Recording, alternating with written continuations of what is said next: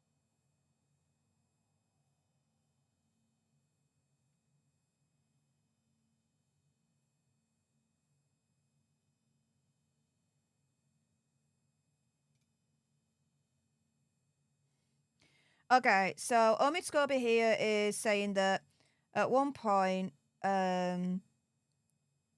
he had reported incidences of what he claims is an insidious briefing war going back and forth from Kensington Palace to Prince Harry, right?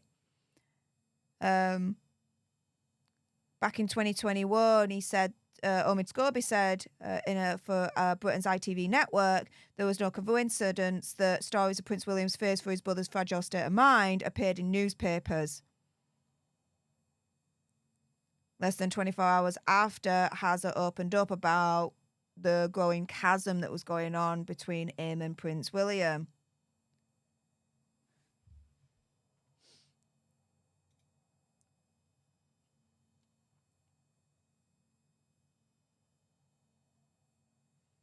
He's claiming that producers of the show were sternly encouraged by Prince William's lawyers to remove his comments from the documentary. Huh. Wow. He's really, really painting Prince William as the bad guy, as like the villain in a lot of this.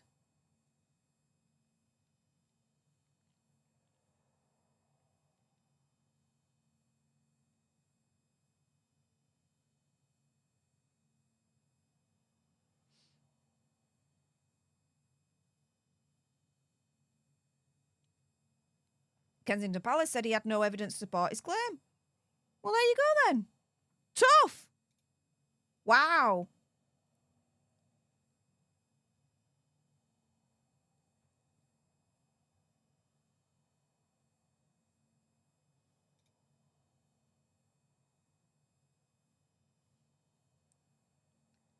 And Omid Scobie is saying that because the newspapers ran with Prince William's fears for Hazard, that in itself was proof of his claims on that apparent the documentary that he was supposed to be on. Yeah, right. It's not proof. Not definitive, like absolute, like 100% proof.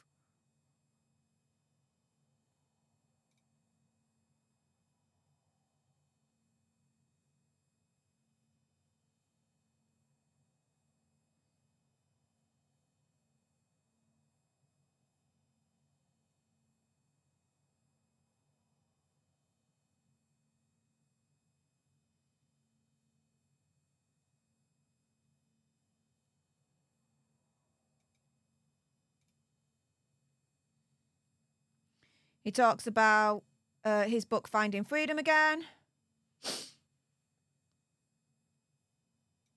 Again, doesn't note in here Megsy's real involvement.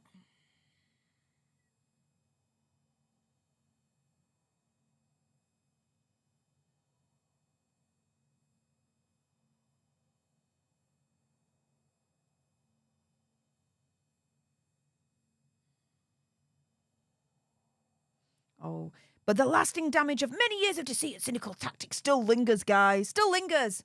Yeah. Okay. Hazard and Megsy should look in the mirror for that. Just saying.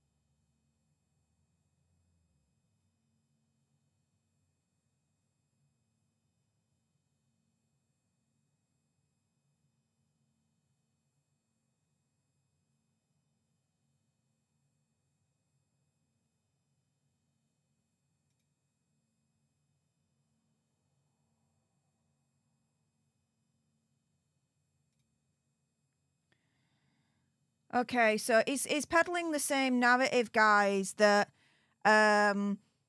Oh, the British press is evil against Harry and Meghan. The British press is evil against Harry and Meghan.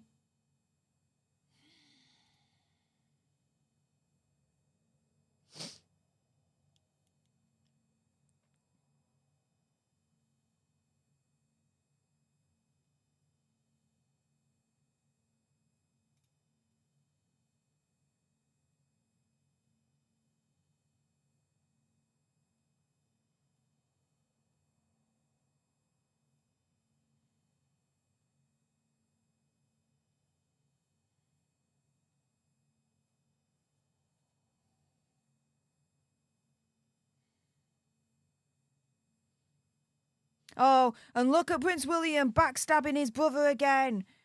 Prince William agreeing he's got suspicions that, you know, there's a steady stream of, how do I put this? Negative press coming from the palace to the media, right? And William's like apparently saying, yeah, we've got our suspicions, agreeing that he would do something with Prince Hazard to get it sorted, and guess what, he didn't. Oh, again, Prince William, the villain.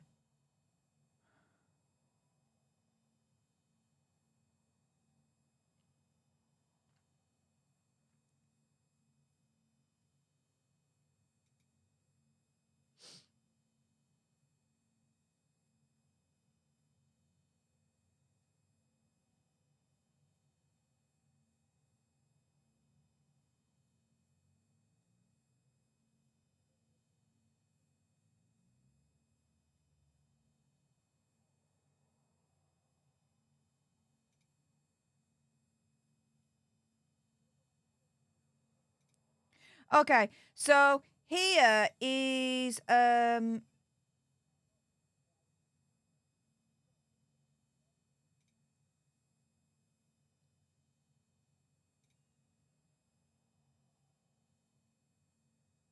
okay, so here Omid Scobie is describing how Prince Hazard wanted to get answers, sent all the information, all his evidence about this particular aide that he felt was briefing against him, negative stream of information about him to the press, this, that, and the other, sent it all to the top of the firm with a formal complaint and a suggestion that they take appropriate action against, in this regard, the son.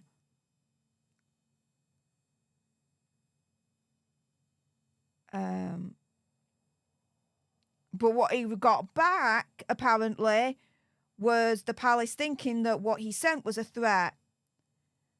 And the response was, drop the charges or face severe consequences in 24 hours. Basically, stand down from legal action against Prince William's aide, because he was accusing Prince William's aide of providing negative information to the son.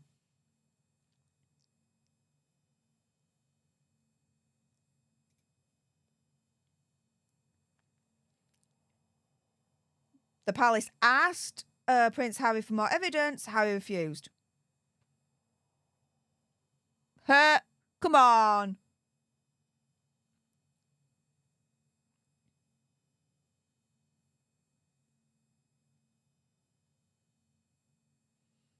And at this point, he got 2 further letters and said, right, you're going to be cut now officially, immediately from all financial support. You are done.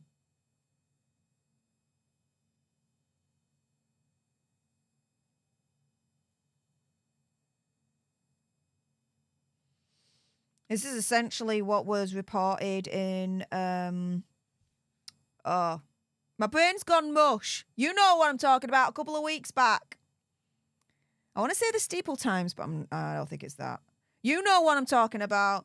This whole thing with Christian Jones and Hazard going after William's private secretary, this, that, and the other. This was all reported.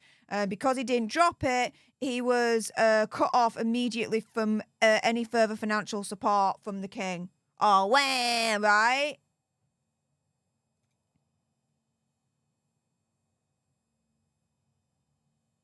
Joining the Sun in the collusion club with the royal family is the Daily Mail, guys. Wow.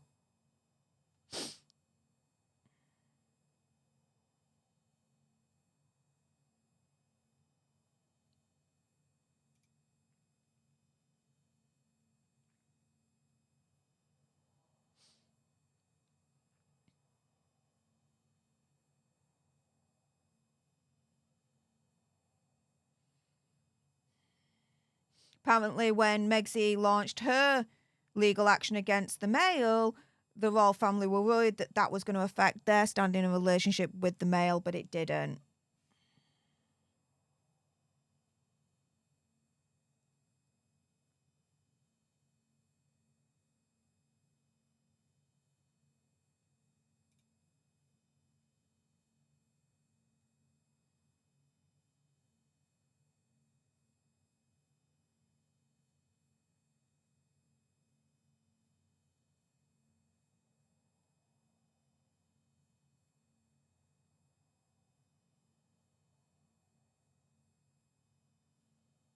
Okay. Being fair here, there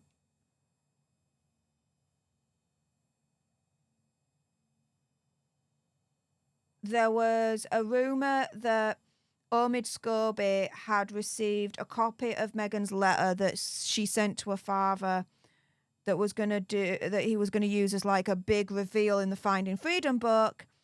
He says, quote, "A ludicrous claim that I hardly feel the need to correct, but as the pages of the book itself confirmed, this is untrue." So there we go.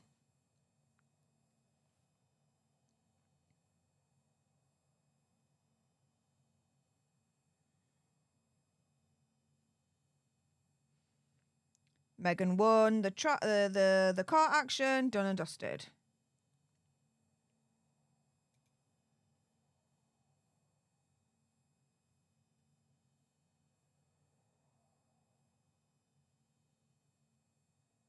Oh, here we go. Right.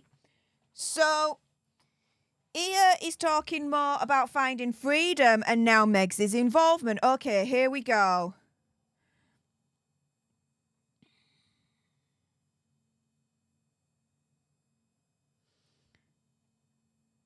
So the emails that Jason Knopf provided to the Mail's lawyers in the court showed that he and Megxie did discuss Finding Freedom. So we've seen those emails. We know about that, right?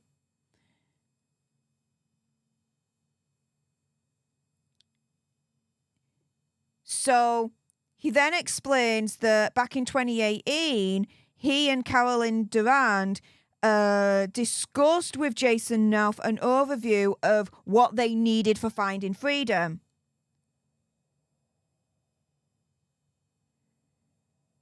He was keen to help, apparently. So Omid then followed it up with the topics and queries that they wanted answered. And that, of course, then we know Knopf's email showed that Megxie had provided him with answers to some of the questions that Omid had sent on this particular list. Now, okay, this is how Omid is positioning this. He's saying that because of these emails, we read it as proof that Omid Scobie had lied about the couple not cooperating with Finding Freedom. You know, he had denied that Hazza and Megxie had any hand in or any involvement with Finding Freedom.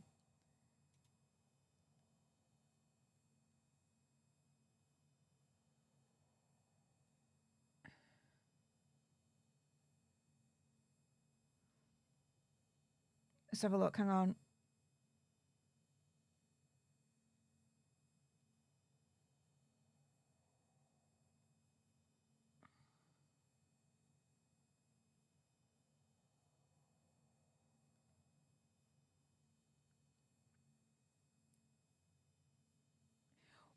I think what he's trying to get at here is that he didn't know at the time that Jason Knopf had passed on some of his queries to Megxie to answer. That any information that he got was from Jason Knauf and he didn't know that Megxie was involved. I think that's what he's trying to say here. I think.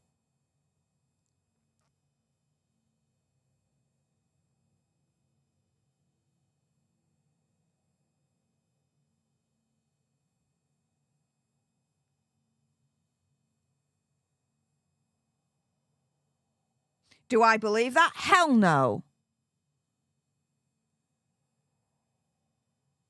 I totally believe he knew. This is my opinion, conspiracy theory, whatever. Yeah.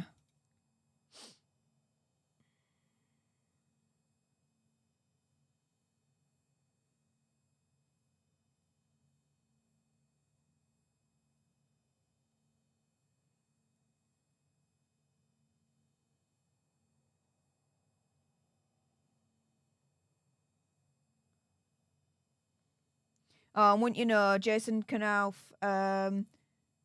continued to work for Prince William and Princess Catherine, leading the bullying allegations against Megxie.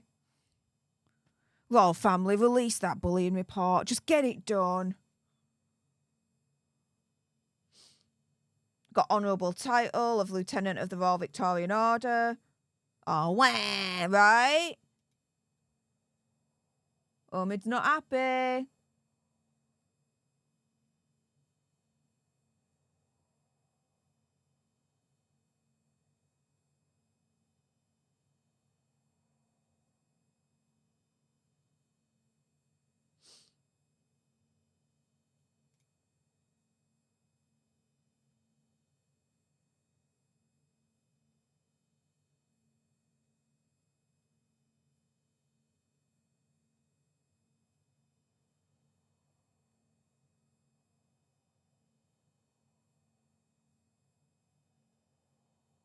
Oh, hang on a minute.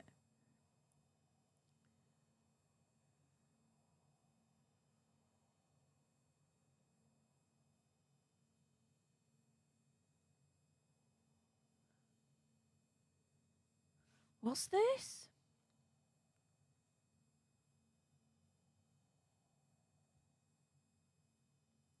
Hang on. He's saying that the deputy editor at the Mail on Sunday, who exposed Thomas Markle's staged paparazzi photos, saying, quote, the ones that initiated a chain of events that brought the Sussex royal wedding to its knees, destroying Meghan's relationship with her father in the process. No. No. You can't blame the Mail on Sunday for destroying Meghan's relationship with her father in the process. No. Opinion, conspiracy theory, whatever. She's done that. She's cut him off. She's destroyed. That's her choice to not have the relationship with her father. She could easily pick up the phone and ask him how she's doing, how he's doing, which she should do anyway, by all accounts, you know. He's not well. But no, we're going to blame the press, right, for Megxie's destroyed relationship with her father. No. Personally, and I can say this, right, because I can come from this from a personal perspective, from experience, right?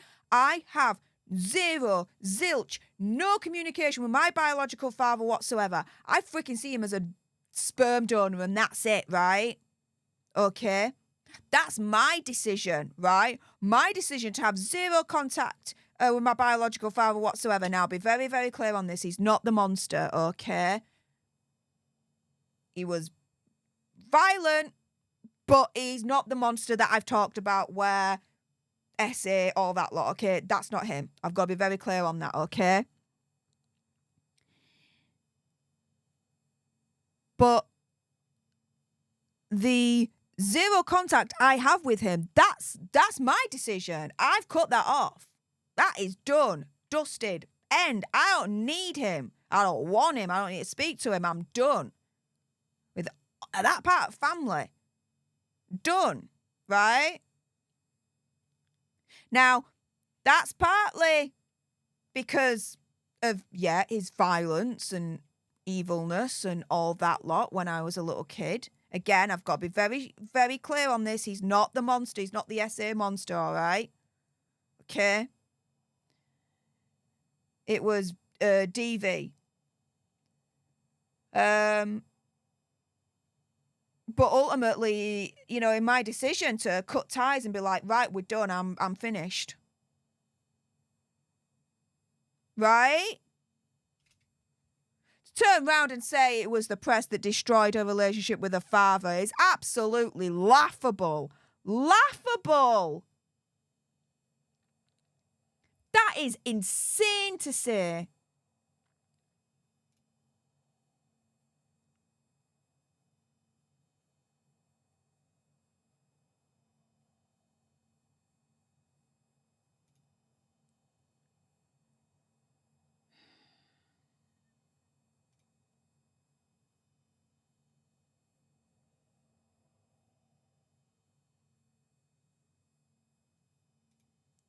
Okay, we're now on to the decay of years, the fading glory of the crown, guys. May the 3rd, 1951.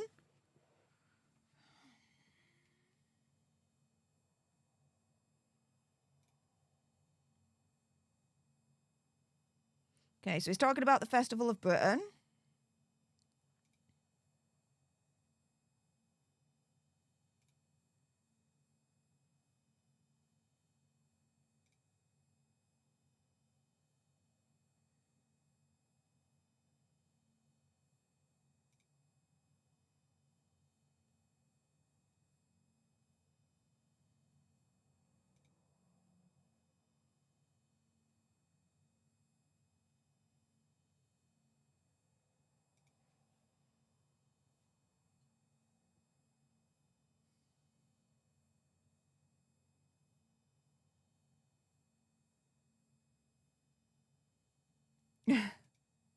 Thanks. Appreciate it.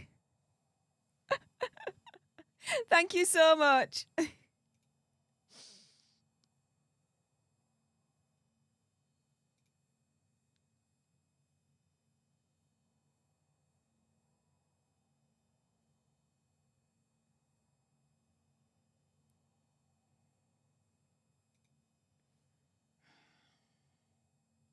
It's going through a lot of history.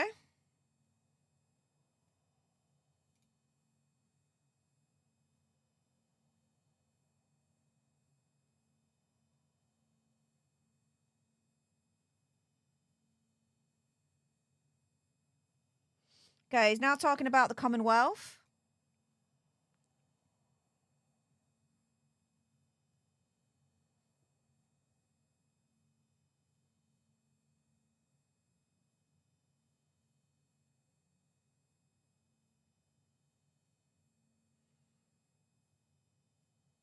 And that with Jamaica, there's going to be a referendum next year for the country to become a republic. There's a growing Republican movement in Australia.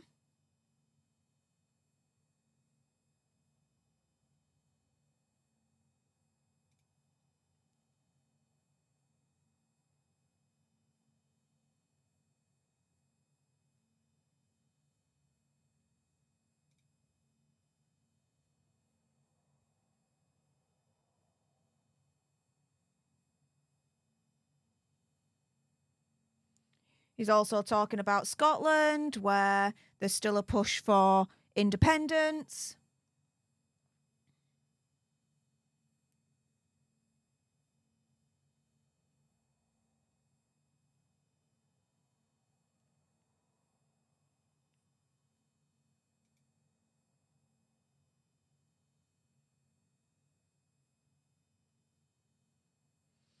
He's explaining that the reason why there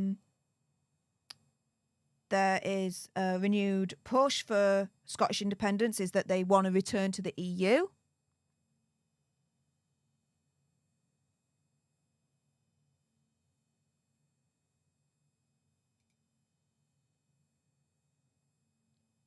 But overall, King Charles, the royals, they're facing a shrinking Commonwealth, guys.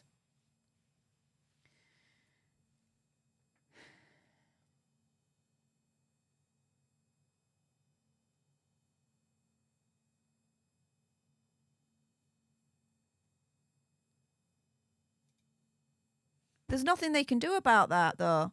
If nations decide that they want to become a republic, there's no that they can do. That's it. That's done. That's their right. That's outside of the monarchy's control. Ultimately, the main priority, I would say, is ensuring that how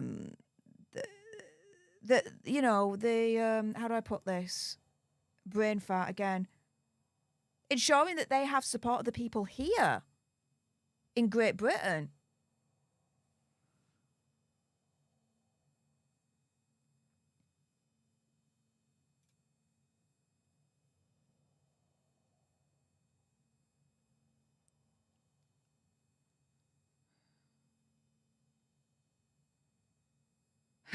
He's saying that up until now, British Republican movement has been on the fringe, but it's starting to change. The royal family's popularity is being on the slide. No. They're still as high as ever.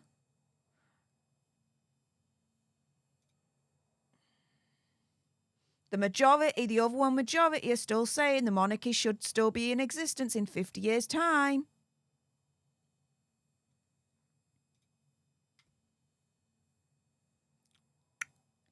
Yeah.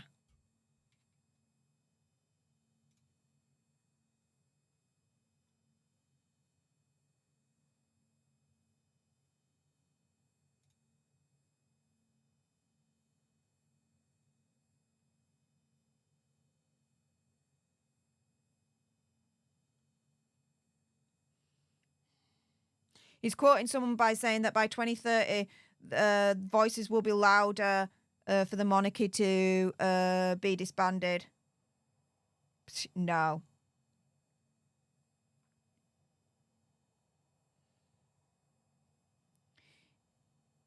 Okay. He says that, when you're talking about a few years ago, the thought of the royals becoming equal citizens without their privileged status and whatnot would have been unthinkable. But now apparently that future doesn't seem too far-fetched, guys. What do you think? Where's he getting this from? Where is he getting this BS from?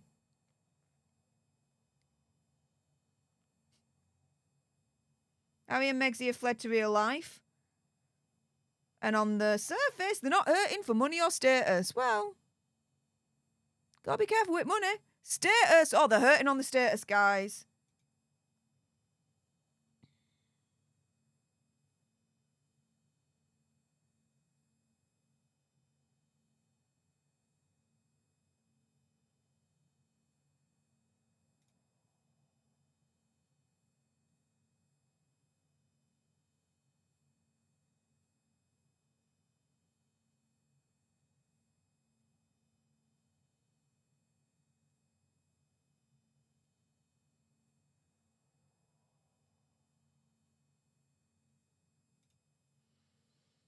He's not saying much at this moment. Again, it's all this.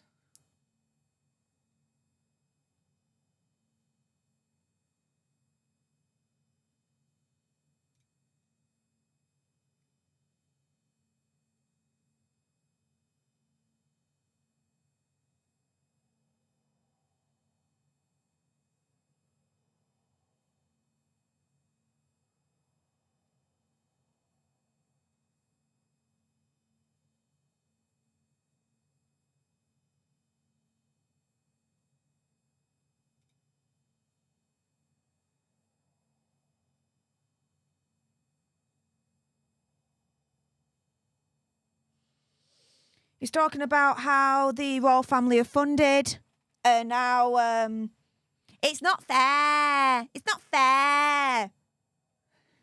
What?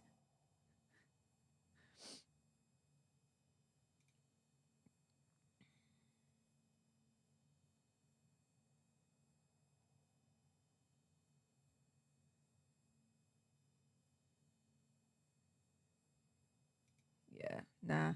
Oh, here we go. Here's the chapter Endgame, guys. Endgame. We're now just 10% away from finishing, guys. 10% away from finishing. Yes. Let's go.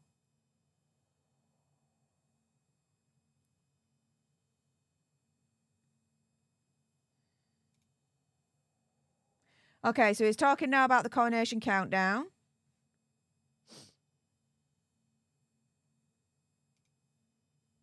They're at Westminster Abbey.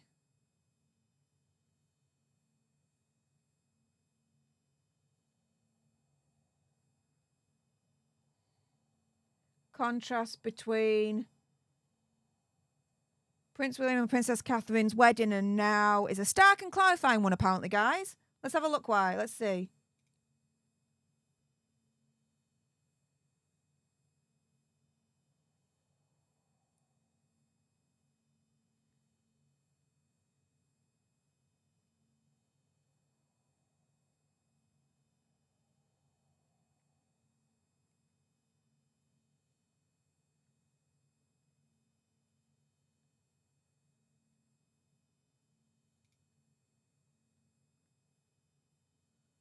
Let's put it this way. You guys know, I was in London for the coronation. Oh, the magic was there.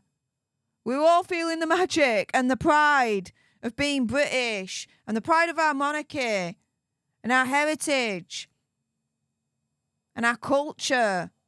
We were totally proud. The magic was there. The magic was there when Prince William and Princess Catherine got married. The magic was there with the coronation as well of King Charles. Best believe. Best believe.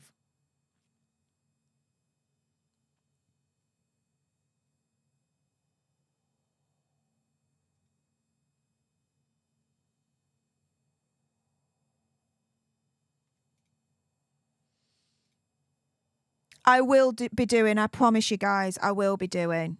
And thank you so much for all your concern and looking after me, guys. You're very, very kind. I certainly will be making sure I get rest. Absolutely, guys. Absolutely.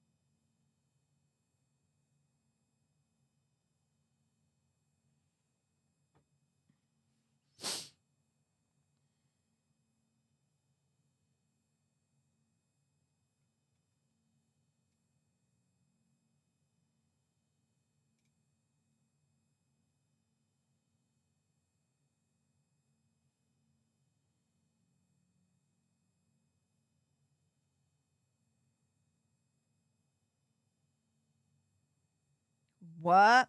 Okay, so he's now describing King Charles walking through Westminster Abbey to the coronation, right?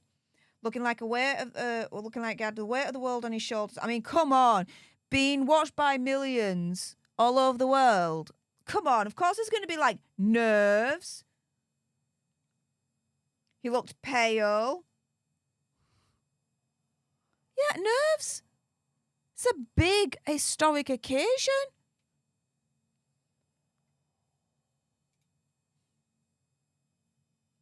Queen Camilla looking confident.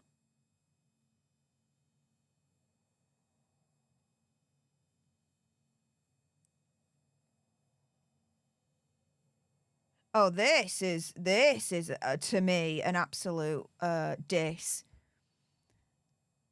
At times appeared as if she couldn't quite believe she had finally completed a 37-year journey from unpopular mistress to a crowned queen. Her smirk as Queen Mary's upcycled crown was placed upon her head became one of the most memed images of the day. She was happy, she was smiling. What the hell?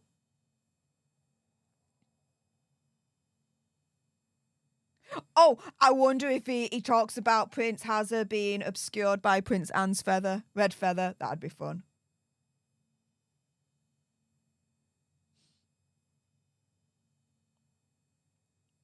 hang on. He says, Prince Has's solo attendance was like a reminder of this missed opportunity that King Charles had to bring everyone together, right?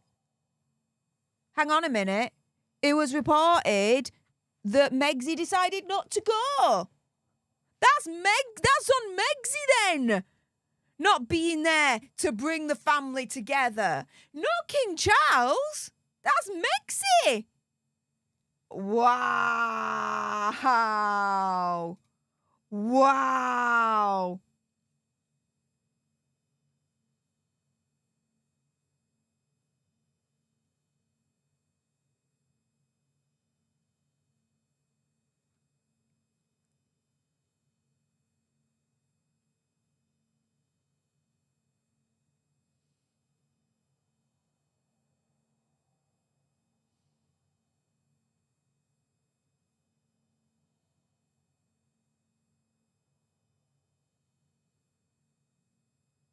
Okay, again, this is another example of where's he getting this information from?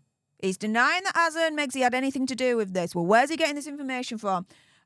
He's detailing a call between King Charles and Prince Asa, right? And when Asa's asking about, hang on a minute, what's going on with me coming to the coronation, King Charles is quoted as, I haven't decided. Okay, this is a conversation between King Charles and Prince Asa. Where did Omid Scobie get this information from? How could he have known this? I'm asking for a friend yet again.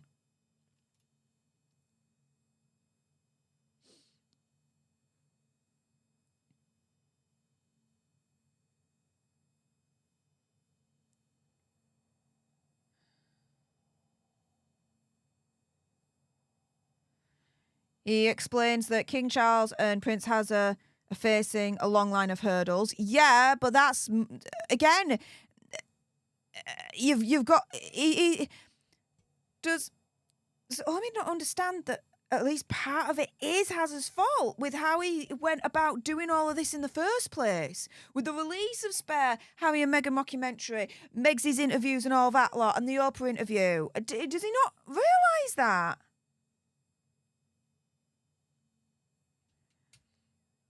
Britain apparently is in a tailspin. News to me.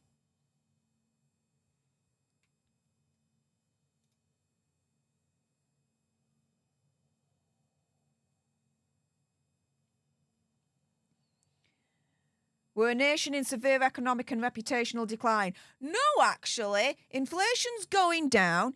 Mortgage interest rates are going down. Reputational decline? I don't see that. No.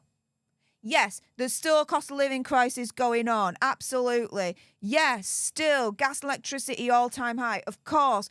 But they're going down.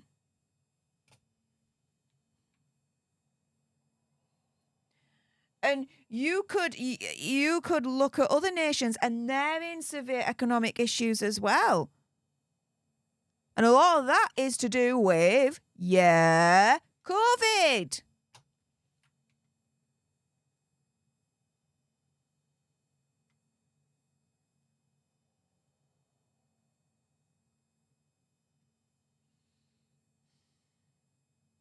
Apparently, the King Charles and Prince William has to deal with the rabid criticism of the institution. There's not much of that. Not as much as I think Omid Scobie thinks there is, or believes there is, or is saying that there is. Again, I did a video stream a couple of weeks back. I showed you 3 different polls. The overwhelming majority is supporting the monarchy. The overwhelming majority think that in 50 years' time, the monarchy is still going to be here. What is he chatting shiz for in this? I don't get it. Well, I do. There's a narrative at play here, of course.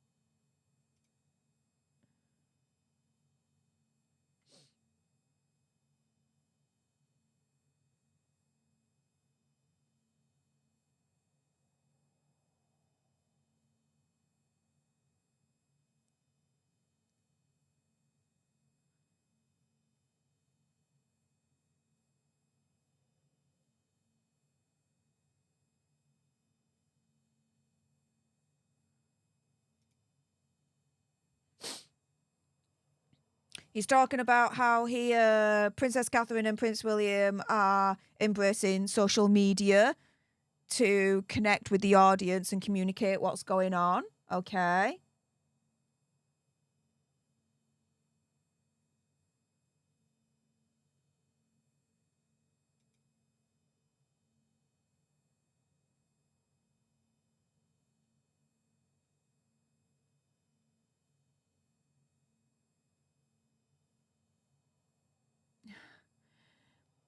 He says, well, while Charles can't alter the fact that the sun is setting on the British monarchy as we know it, it's not setting. It's as strong as ever. This is, doomsday people, they say, oh, the end of the world, and it's going to be on this date, right? And the date comes, and guess what? The world's still here and it's still turning. It's like, Omid Scobie's a doomsdayer for the royal family. Again, opinion, conspiracy theory, whatever, right? Omid Scobie's the doomsdayer for the royal family. Dude!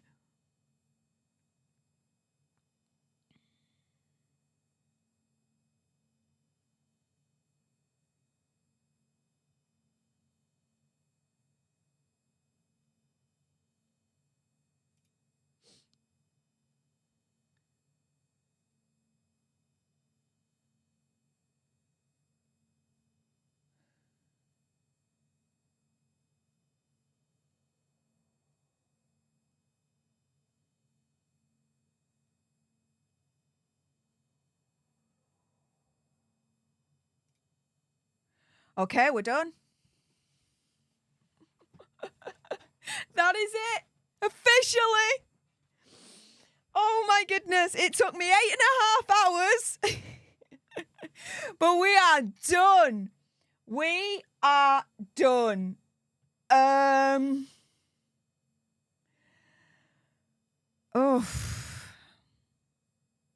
Okay.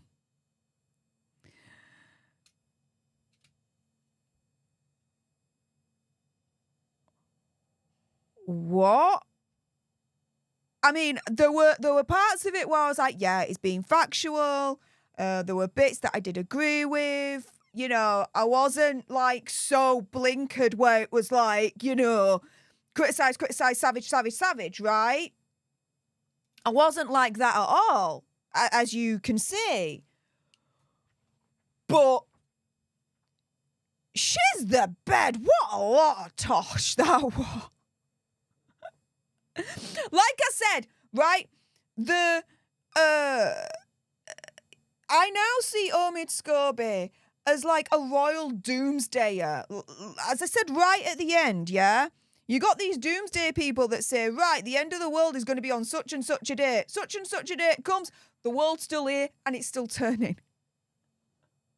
That's what I see now with Omid Scobie. He is the royal doomsdayer. He's saying, right, the royal family is going to come to an end. Apparently by 2030.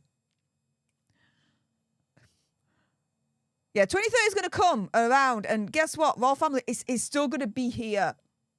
Again, I showed you 3 polls. There was one poll in particular I showed you. The overwhelming majority said that they believe the royal family is still going to be here in 50 years' time. Where's the end game again? Where's the end of this game? Dude. And yeah, still the most outrageous, nasty, cruel, out of order, offensive thing that he said was right at the beginning. Paraphrasing here. Hang on. No, let me try and find it. Hang on.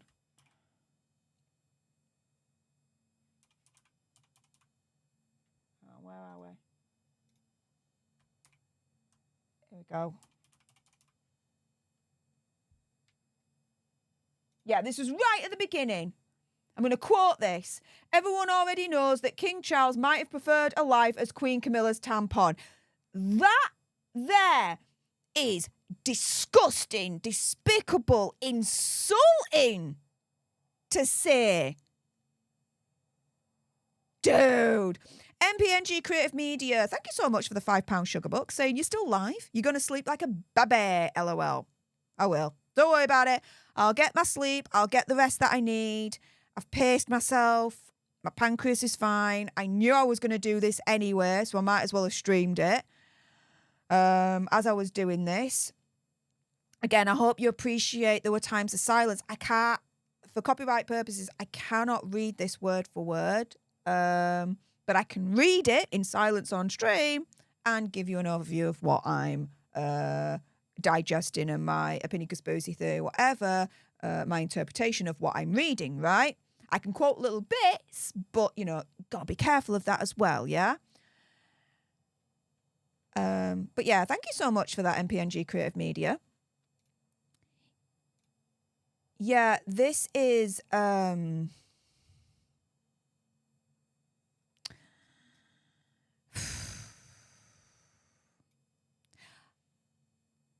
like I said, right? I bought it and read it so you guys don't have to. But I'm joking there. By all means, you can get it on Amazon. You can get it at a bookstore. It's already half price. But so there we are. So you can read the words of Omid Scobie yourself. If you really want to. Wow. That was insane to go through.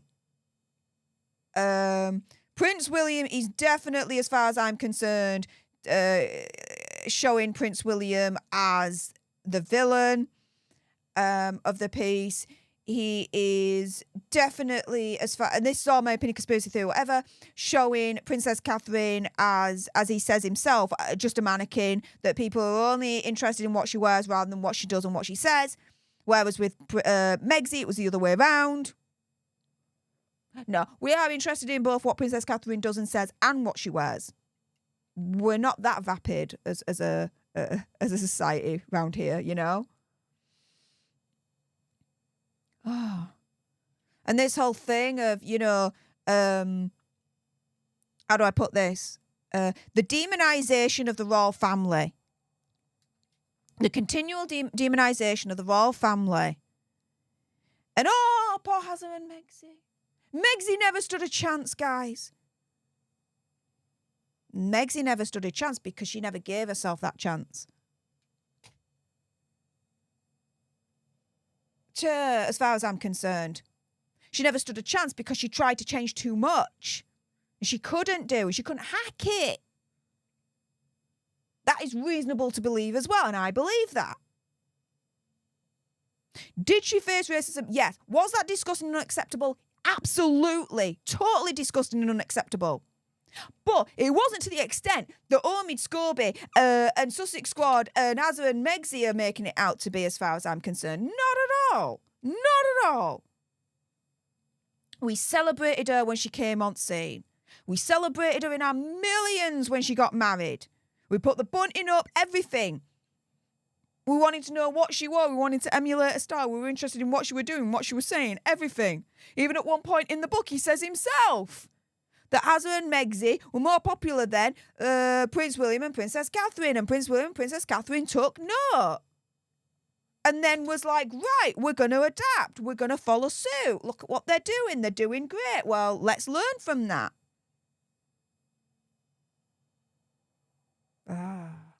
The walking contradictions then all through the book. Oh, you know, Prince Charles and the royal family should have spoken up about the racism and Black Lives Matter, this, that and the other. But they didn't. Shame on them. But when then King Charles was like wanting to include himself in the COP27 because of, you know, his political views on the environment, this, that and the other, it's like, oh, he's overstepping there, he's overstepping there. Well, hang on a minute. It's either you agree that the royal family can be outspoken about politics or not. And best believe, guys, race, Black Lives Matter movement, all that lot, that is political as well. And all the other things that I said as I was reading through that. Oh, my goodness. Yeah. Nicola Markovic, thank you so much for the £4.99 sugar bucks. Oh, and the yellow dude with the green buddy bird with the high fives. Yes, yes. High five to me for doing this. Oh my goodness. Wow. Okay. Well, with that being said, I'm buggering off. You can tell that window there, it was dark because it was night time. It's now daytime. I'm buggering off, guys. I'm going to have a couple of hours kip and then I'm going to wake up and start my day and work hard for Popcorn Planet and Popcorn Palace and this own channel as well. Yeah, I'm going to have a rest and we've got some rants, some major rants coming. So yeah, I want to thank absolutely everyone for tuning in. Apologies that, again, my energy hasn't been as usual, but you guys know. Basically that. I'm just like, at this point. Thank you so much for everyone, that commented, that sent me a super chat sticker, that joined as a member. All you guys kept me going. Thank you so much for everyone that spanked the like button. My goodness, over 1,500 likes. Very, very kind of you. Thanks to everyone as well that spanked the subscribe button. My goodness, we've rocketed up to 79,676 alternates in the community. Can we get to 80,000 before the end of this year?